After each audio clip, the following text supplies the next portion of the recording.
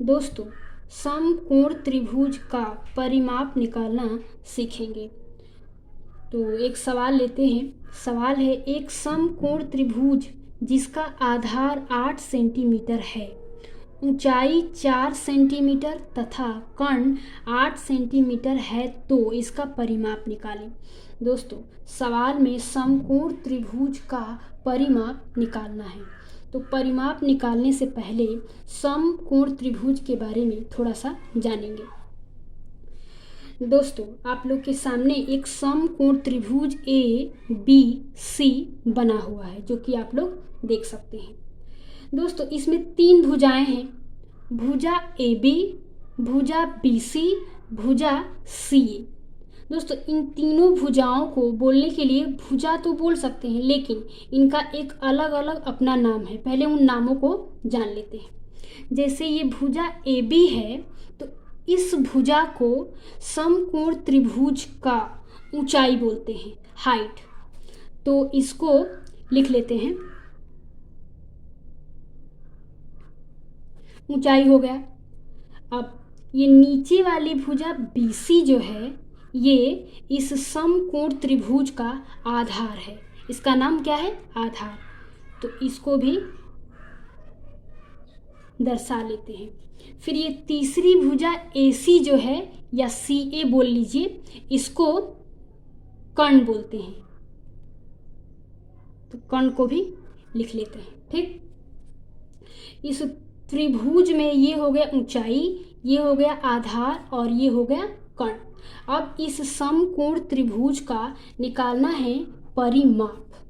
तो दोस्तों, परिमाप निकालने के लिए क्या करते हैं कि त्रिभुज के सभी भुजाओं को आपस में जोड़ देते हैं। तो इसमें 3 भुजाएं हैं, इन भुजाओं के मापों को जब हम लोग जोड़ देंगे तो इस समकोण त्रिभुज का परिमाप निकल जाएगा। तो परिमाप निकालने के लिए सबसे पहले इनके भुजाओं के माप चाहिए।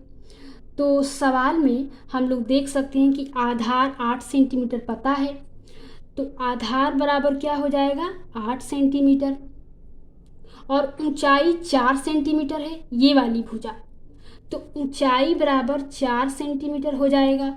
फिर आगे कर्ण 8 सेंटीमीटर है, तो यानी कर्ण बराबर 8 सेंटीमीटर हो जाएगा। अब तीनों भुजाओं के माप भी हम लोग को मालूम चल गया है।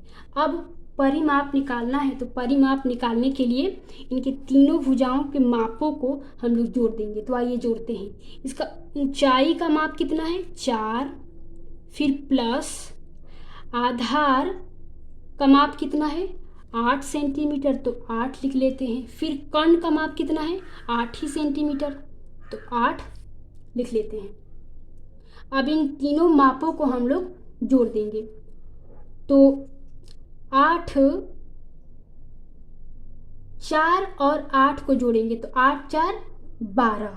ठीक, और 12 में जब 8 को जोड़ेंगे तो क्या आ जाएगा? 20।